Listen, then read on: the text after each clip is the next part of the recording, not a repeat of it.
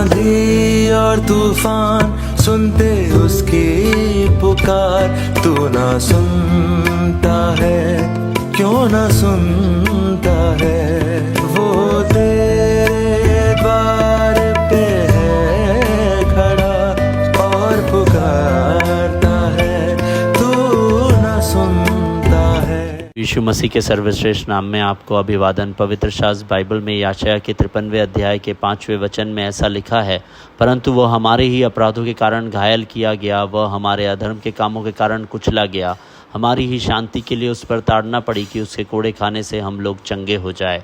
प्रभु यीशु पर झूठे आरोप लगाकर मुकदमा चलाया गया।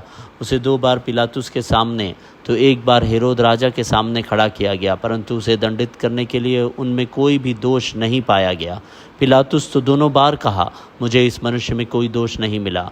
वह बोला, हेरोद को भी नहीं मिला, क्योंकि उसने उसे हमारे पास वापस भेज दिया है।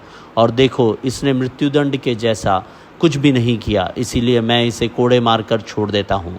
परंतु लोगों ने उसे क्रूस पर चढ़ाने की जोरदार मांग की। मूल रूप से वह निर्दोष होते हुए भी लोगों के दबाव के आगे झुकते हुए पिलातुस ने प्रभु यीशु को कोड़े मारने की सज़ा सुनाई थी। बाद में उसने उसे क्रूस पर चढ़ाने के लिए उनके हवाले कर दिया। वास्तव में उसे कोड़े मारे जाएंगे, यह भविष्यवाणी इस घटना के 700 वर्ष पहले ही कर दी गई थी। उसका उद्देश्य भी बताया गया था, और वह उद्देश्य था कि उसके कोड़े खाने से हम लोग चंगे हो जाए। चंगाई 2 प्रकार की होती है, एक शारीरिक चंगाई और दूसरी आत्मिक चंगाई।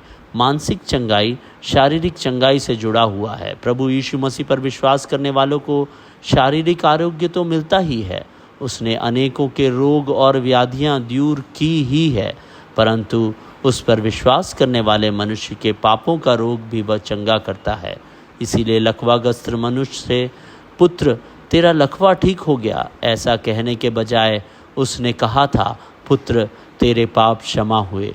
मनुष्य के पापों का रोग ठीक हो, इसीलिए तो उसने क्रूरता की पराकाष्ठा करने वाली कोड़ों की सज़ा को सह लिया। जब हम पश्चाताप के साथ प्रभु यीशु मसीह के मरण और पुनरुत्थान पर विश्वास करते हैं, तब वह हमें आश्वासन देता हुआ कहता है, पुत्र तेरे पाप क्षमा हुए। इसी को आत्मा की चंगाई कहा गया है। दोहरा चंगाई देने वाले इस अद्भुत वैद्य के पास आने में अब और देर न करे। परमेश्वर आपकी सहायता करे।